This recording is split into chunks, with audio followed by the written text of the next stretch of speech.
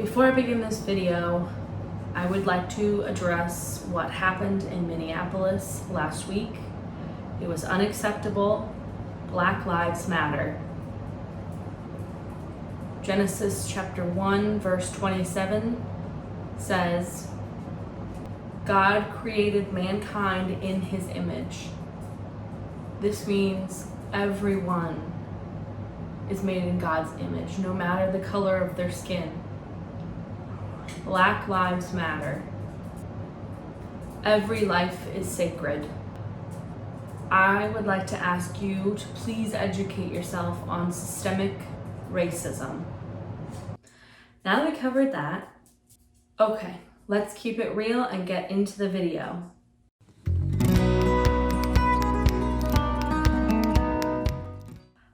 Hi guys. All right, I'm Rachel. Welcome back to my channel.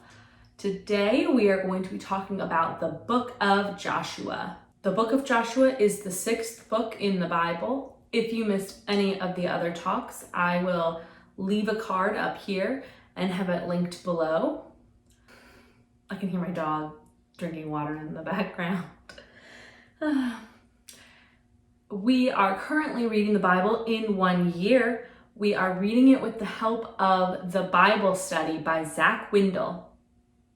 I'll have a link to the Bible study down below in the comments. So feel free to check it out. I think it has been a great supplement to read. It really helps jog my thinking when I'm reading. Tucker, man, you can't be walking in, you're so loud. The book of Joshua is written by Joshua, shocker. Joshua was Moses' right-hand man, and he wrote the kind of end of Deuteronomy about Moses' death. So the book of Joshua was written around 1390 BC, right before Joshua's death. The book was written, or as a kind of synopsis, the cliff notes, I don't know if I can say that, of the book of Joshua is that it's about how the Israelites conquered the promised land. So let's get into what I learned.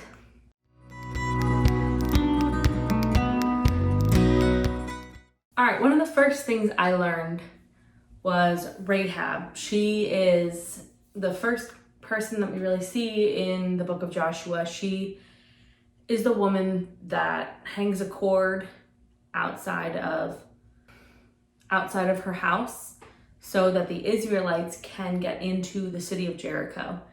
And one thing I found really interesting is that Rahab is actually related to Jesus.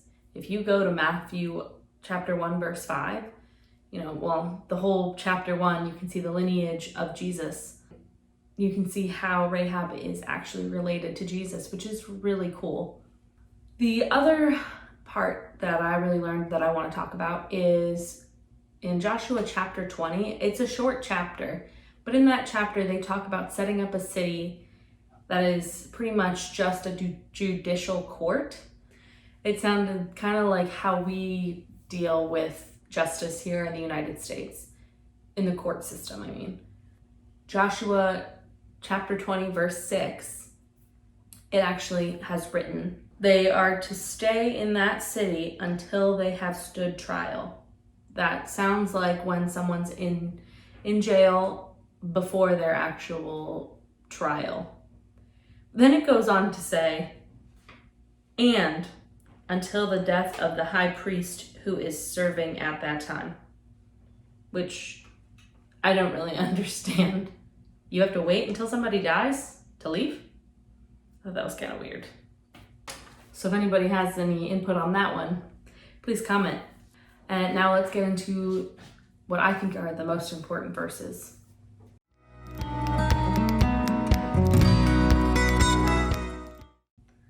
Joshua said to them, do not be afraid, do not be discouraged, be strong and courageous. This is what the Lord will do to all the enemies you are going to fight. That is Joshua chapter 10, verse 25. So this is quite a famous verse that a lot of people know, mostly just the beginning of it. Do not be afraid, do not be discouraged. It's famous for a reason, and people remember it for a reason. We need to trust in the Lord, and we need to put all of our trust in the Lord because He has us. With Him, we stand strong, but only with Him. Without Him, we fall.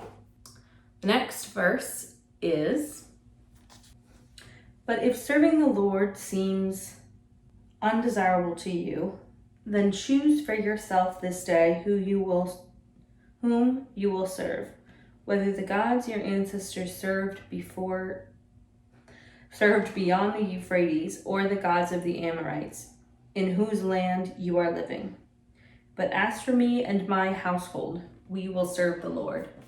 So the main part is the last sentence, but as for me and my household, we will serve the Lord.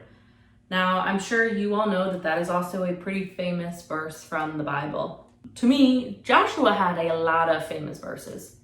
There's got to be a reason, right? I mean, when I read over it, if you get a big synopsis, it's really about a war. But when you dig deeper, there's a lot that Joshua talks about in trusting the Lord and serving the Lord and being what God wants us as human or as His people to do. But as for me and my household, we will serve the Lord. Now I want to read something from the actual Bible study that I thought was quite insightful.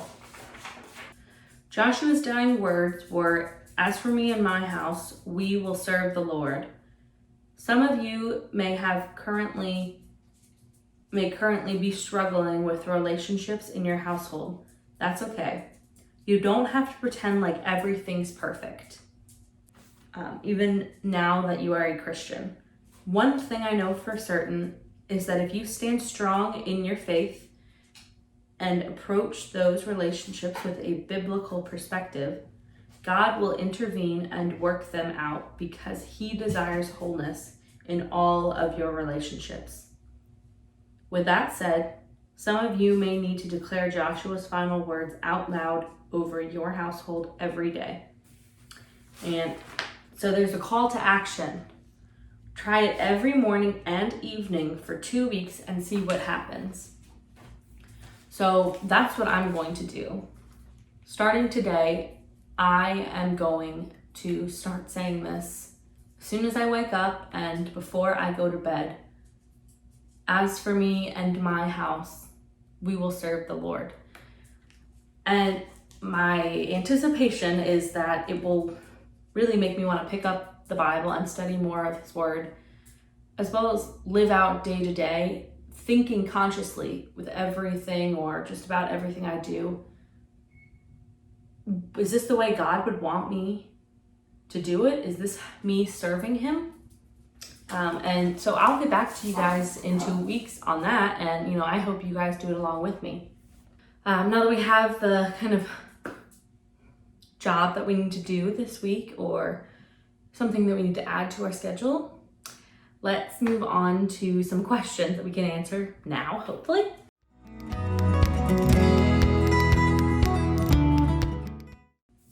Okay. So moving into the questions, the first one is, we know Joshua split up the lands in the promised land to all the different tribes of Israel, except for the Levites. The Levites did not receive any actual land, but they were able to have land, but it just wouldn't be theirs, if that makes sense. And the question is, if you were a Levite, how would you feel? Would having God and being as close as they were with God, would that be enough for you? Or would you crave the physical land, owning that land that was promised and given to every other person? What would you think? How would you respond? And then the other question is, if the story of the Israelites moving from a time of bondage into a time of testing and then into the promised land is a representation of our spiritual journey, what do you think that the parting of the Jordan could represent? So if you think, if we think that the wandering was kind of a struggle with religion and it's kind of our spiritual journey, what do you think the parting of the Jordan meant when they parted the Jordan, stood in it to cross to the promised land? I thought it was maybe the gates to heaven, but I would like to know what you guys think, or anybody watching this video. So to close up, we have a call to action this week or the next coming weeks to recite the last sentence in chapter 24, verse 15 of Joshua. But as for me and my house, we will serve the Lord. Let's do it for 2 weeks, in the morning and in the evening. And we'll see how it transforms our thinking daily. And then those questions, what would you feel like if you were a Levite in that situation? And what do you think the parting of the Jordan represents? I would love to hear what you guys think down in the comments. If you like this video, please give it a thumbs up and subscribe.